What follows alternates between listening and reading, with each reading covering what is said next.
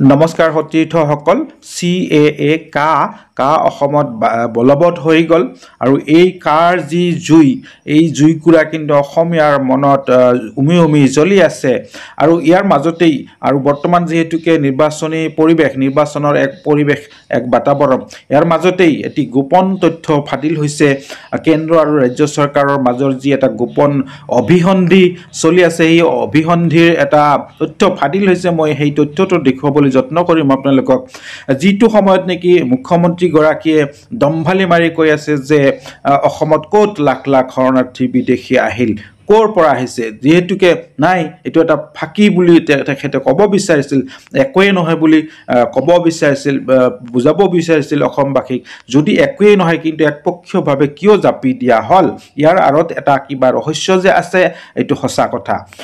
আৰু এই তথ্যটো আপোনালোকে চালে ভাবিবলৈ বাধ্য হ'ব যে কি হ'বলৈ গৈ আছে অসমখনক বিদেশীৰ ৰম্যভূমি বনাবলৈ গৈ আছে নেকি অসম চৰকাৰ আৰু কেন্দ্ৰ চৰকাৰে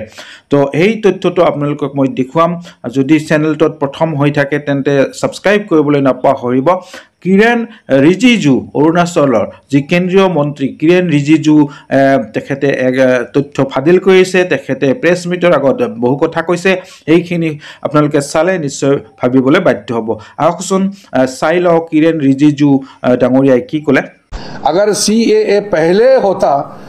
तो 1964 से 70 के बीच में जो चकमा हाजोंग रेफ्यूजी अरुणाचल में आया वो कभी भी नहीं आना था हमने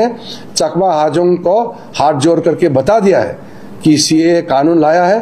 एक दिन आपको अरुणाचल छोड़ के जाना होगा कभी भी आप अरुणाचल का परमानेंट रेसिडेंट और सिटीजन नहीं बन सकता है तो CAA अरुणाचल के लिए बहुत बड़ा ब्लेसिंग হয় কিৰেণ ৰিজিজু ডাঙৰীয়াৰ কথাত আমি গম পালো যে চাকমা হাজং অৰুণাচলত আছে 1964 আৰু 70 ৰ মাজত এই চাকমা হাজং সকলক ইয়াত আনা হৈছিল আৰু এই চাকমা হাজং সকলৰ বোজা কিন্তু অৰুণাচলে বহন নকৰে শৰণাৰ্থী সকলক বিদায় দিবলৈ যত্ন কৰি আছে আৰু অসম চৰকাৰৰ লগত তেওঁলোকৰ আলোচনা চলি আছে এই লোকসকলৰ সংস্থাপনৰ के लिए हमने असम सरकार से भी बात किया है अब आइडेंटिफाई करने से पहले अगर हम ज्यादा बात करेंगे तो फिर वो इश्यू बन जाएगा बोल के हम लोगों ने साइलेंटली ये काम किया है असम सरकार से हमने बात किया है कि वो आइडेंटिफाई करे असम के कोई जगह में असम के मुख्यमंत्री हिमंत बिस्वा शर्मा जी से भी बात किया होम मिनिस्टर अमित शाह जी ने भी बात किया है कि किसी तरह से कहीं जगह ढूंढ के चकमा हाजों को सेटल कराने में हमारा मदद करे নিশ্চয়কৈ আমি এই ভিডিও ক্লিপ যোগে গম পালো যে অৰুণাচলৰ পৰা এই চাকমা হাজং সকলক বিদায় দিয়াৰ চেষ্টা কৰি আছে সংস্থাপন দিব নুখুজে বা দিব নোৱাৰে আৰু তেওঁলোকক কৈ দিছে স্পষ্টকৈ যে আপোনালোক এদিন হলেও এই অৰুণাচল এৰি যাব লাগিব আৰু ইতিমধ্যে অসম চৰকাৰ আৰু কেন্দ্ৰ চৰকাৰ অৰ্থাৎ অমিত শাহ ডাঙৰীয়া গৃহমন্ত্ৰী আৰু অসমৰ মুখ্যমন্ত্ৰী হিমন্ত বিশ্ব শৰ্মা ডাঙৰীয়াৰ সৈতে আলোচনা তেওঁলোকৰ গোপন বৈঠক হৈছে আলোচনা চলি আছে হয়তো অসমত এই লোকসকলক সংস্থাপিত কৰিব তাৰ কাৰণে ঠাই বিচাৰি আছে উপযুক্ত ঠাইত তেওঁলোকক কিন্তু এই শৰণাৰ্থী সকলক সংস্থাপন কৰাৰ এটা পৰিকল্পনা চলি আছে সময়ত দেখা যাব আসলতে কি হয়